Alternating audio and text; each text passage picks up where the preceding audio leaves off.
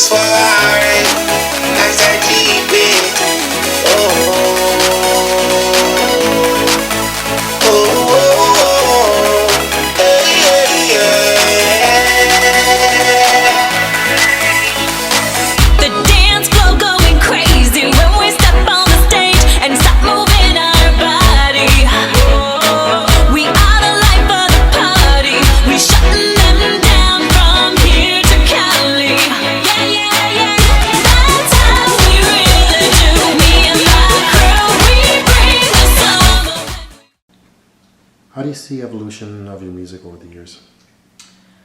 I think since I started to now, my music has definitely evolved. It's in a much more mature place. When I first started, it was very much like dance music, talking about partying and you know, positive messages and stuff as well.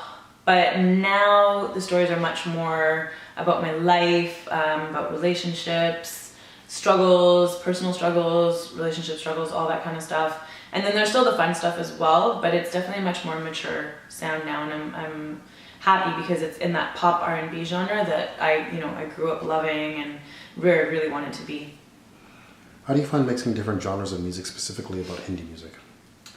So I love mixing different genres of music. That's like my favorite thing to do. I still have to find a producer that can help me blend the Indian music with everything else, like with the pop, with the R&B, and just you want to find that right person to get that right sound out of it, for me especially.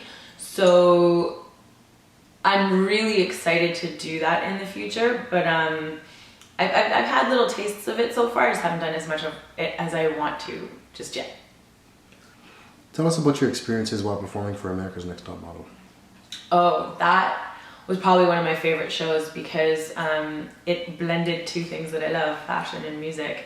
And the performance that we did for that was really cool. Like, I had dancers, there was some like drama with the show.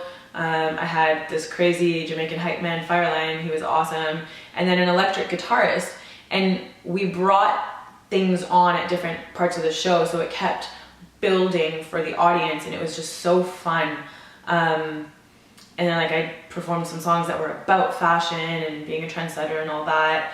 And then performing on a runway is always fun. So it was really cool also to meet the models and be with them in that environment. It was a very fierce, fun fashion world environment. Plus I got to do the edge walk with the models as well around the CN Tower, which was super scary, but also like a good experience. Tell us the story behind your latest EP and No Fear Just Play. So I very purposely named my EP No Fear Just Play because that's really what it took for me to do it. I always wanted to do music, but you know, at home with my family and friends, it was only ever really encouraged as a hobby, not really as a career. And from the get-go, I knew I wanted to do it as a career, so I had to go to school, like, and go to university, and then I moved to Toronto and had to start making my own money before I could start doing this. So I was completely alone. I had no idea where to start. I didn't even know if it made any sense, but I just knew that I wanted to do it. So there was a lot of fears, a lot of barriers, a lot of doubts. Even when I did meet my manager and stuff, like there was a lot of roadblocks that we came across, and especially like me internally, a lot of doubt that I had to overcome to even believe that I could do this as a career. So I had to adopt this no fear, just play kind of attitude, like shove the fears aside, get over the barriers, and do whatever it takes to get that confidence to make music, which is what I want to do, perform and sing and entertain and get my message across and all that. So that's the story behind it, and the album is really like the roller coaster of life. My life, your life. It's very relatable. There's, you know, like I said, songs that are talking about the struggling relationships, struggling personal relationships. There's the fun ones, there's the self-confidence ones and motivational ones, but it takes you on this ride, which is cool. I was very specific about the songs that I chose, the order that I chose, and all the names and the lyrics and everything. There was a lot of time and effort put into this record, so I'm excited about it. And yeah, that's the story. No Fear, Just Play. Do you consider writing a song with a mix of different languages and music styles? Oh yeah, that's definitely my ultimate goal, is to have an album or an EP or something that has a bunch of different genres kind of mixed together with a bunch of different languages, but that in a way that it all makes sense. And that's why it's totally gonna take the right people to do that project, because it's something that can get very messy creatively and kind of tricky. And it's hard to explain what you want, but I absolutely plan on doing that, and I'm very excited because, I mean, this is how the world comes together. This is how different countries, communicate, is through music, and it doesn't really matter what the languages are and the genres are. So mixing it together could be something so cool, and I'm excited to do that. How do you come up with such catchy lyrics? Thank you. I've been working with this amazing co-writer, Troy Crossfield. He's just so talented lyrically, melodically, with his metaphors. So we worked together. He was the main writer on this album, and we co-wrote everything except for one song, I think. And he really took my ideas and my life, and we were able to bring it together into just these beautiful poetic songs that were still real and relatable. So I give a lot of credit to him for the catchy lyrics and melodies and stuff, and where the music's come to. He's completely helped me grow as an artist and as a singer, even, because he's an amazing singer. So yeah, that's kind of where that came from. And in the process, I've gotten a lot better. I've learned a lot of things, and I keep working with different people now. So I expect things to just keep evolving and getting better and better. But I'm really, really happy with this product. It came out really well. You've shared the stage with quite a few superstars. Who's your favorite to work with, and why? I kind of have two favorites. One would be Egyptian. He was great. We got a chance to work through the entire process of a song. We were in the studio recording, and it was funny.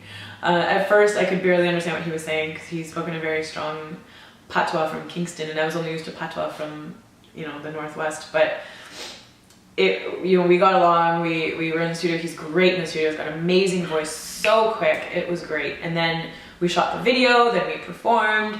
And so we had a great chemistry. Like, we talked, we joked around, we had a lot of fun.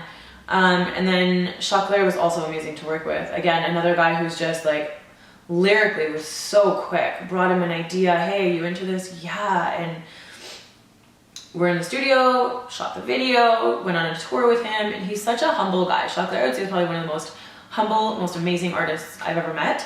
And, he just deserves so much. So those two experiences were really, really great for me. They were great to work with.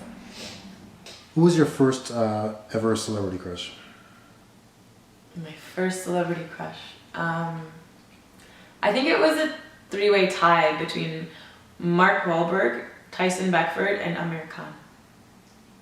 I'm pretty sure that was it. Against whom would you like to be casted in a Hollywood romantic thriller? Oh God. Who would I want to be casted against in a Hollywood romantic thriller? I'm a huge Scandal fan, so right now Scott Foley is amazing. Like, not only is he like fantastic looking, he's such an amazing actor. So I think he would be great. I always thought Shamar Moore was awesome, from Criminal Minds, and he's just a powerful character that I think it would be cool to play against him. And I don't know,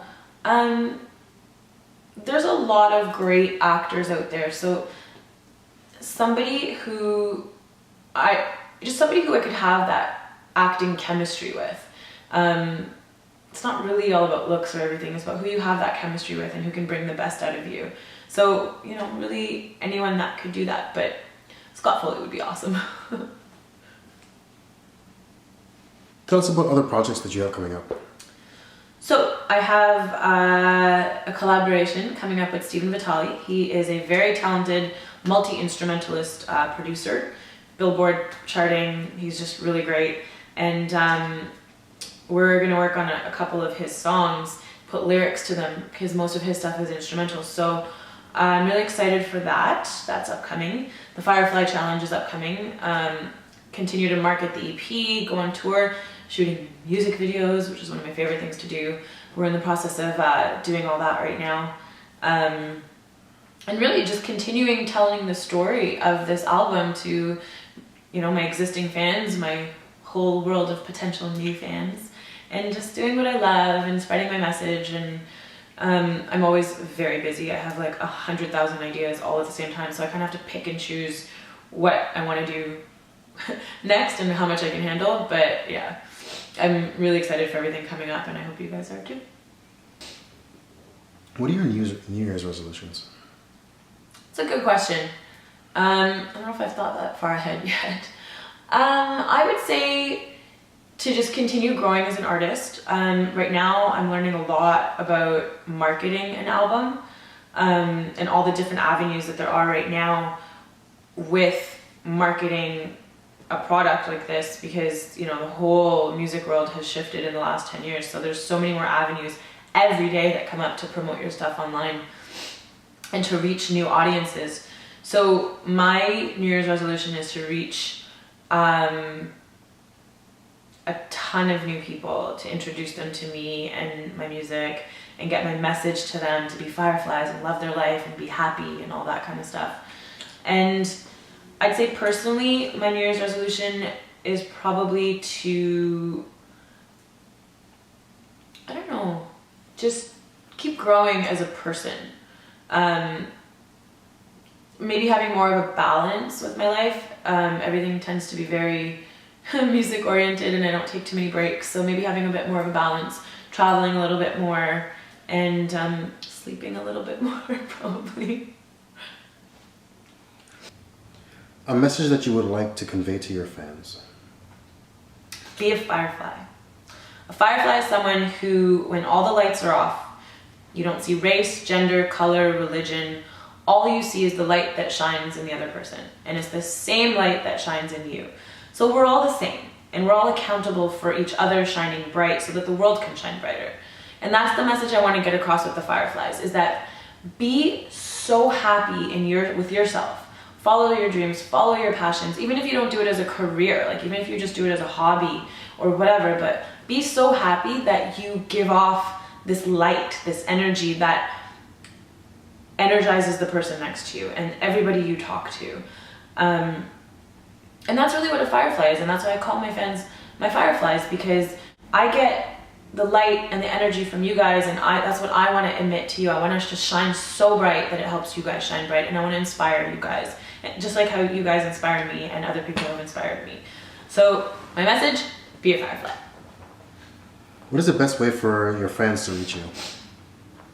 Oh, you can reach me, like I'm all over online. FarahriFirefly@gmail.com right now is the best way. That'll also get you onto my newsletter list. If you send an email to that email address, I'll add you and you'll get some free songs and stuff. Yeah, I mean, Facebook's cool too. It's a little bit tricky to always get back to Facebook messages, but emails are usually better. Or just like posting on my Facebook or on my Instagram is a good way, because I'm always on the posting side of it. Sometimes the messages get a bit mixed up, but yeah, either FarahriFirefly@gmail.com or comment on my YouTube videos, my Instagram, and my Facebook, or tweet at me.